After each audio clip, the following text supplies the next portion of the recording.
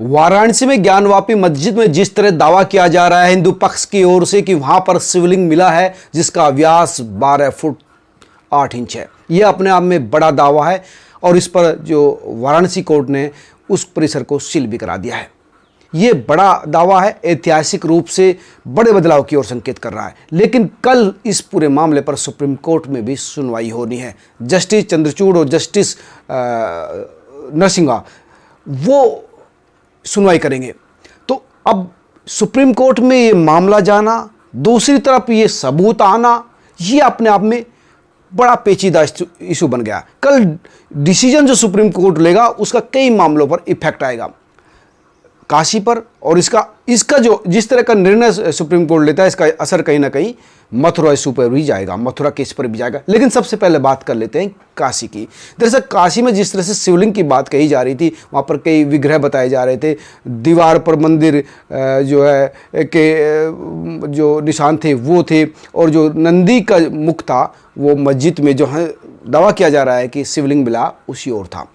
लेकिन अगर शिवलिंग है तो ये अपने आप में प्रूव करता है कि जो मस्जिद है वो शिवालय थी, और अगर शिवलिंग लगातार वहीं है तो अपने आप में इसकी प्रकृति मंदिर की रही है।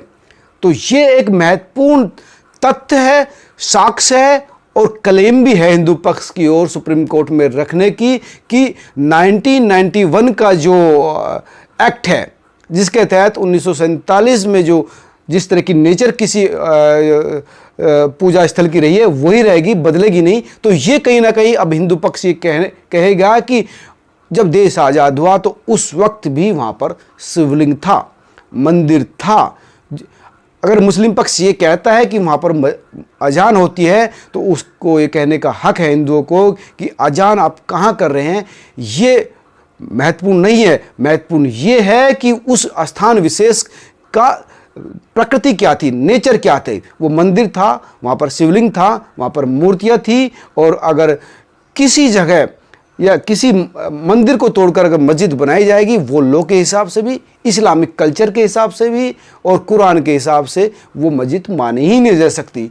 तो अगर वहाँ पर मस्जिद मानकर वहाँ पर नमाज की जा रही है तो उसको ना खुदा एक्सेप्ट करेगा और ना ही कानून। तो कल ये जो मामला सुप्रीम कोर्ट में गया है और ये जो साक्ष्य आया है काशी में, ये अपने आप में बड़ा महत्वपूर्ण है। अब देखना होगा कि सुप्रीम कोर्ट इस पूरे मामले पर क्या निर्णय लेता है। लेकिन हालांकि इतनी जल्दी इस पूरे मामले का पटाक्षेप होने की सुप्रीम कोर्ट में भी उम्मीद नहीं है, क्योंकि मुस्लिम पक्ष इंतजामिया कमेटी जो गई थी वहाँ पर रोक लगाने के लिए, वो भी ये चाहती थी कि सर्वे पर रोक लगे।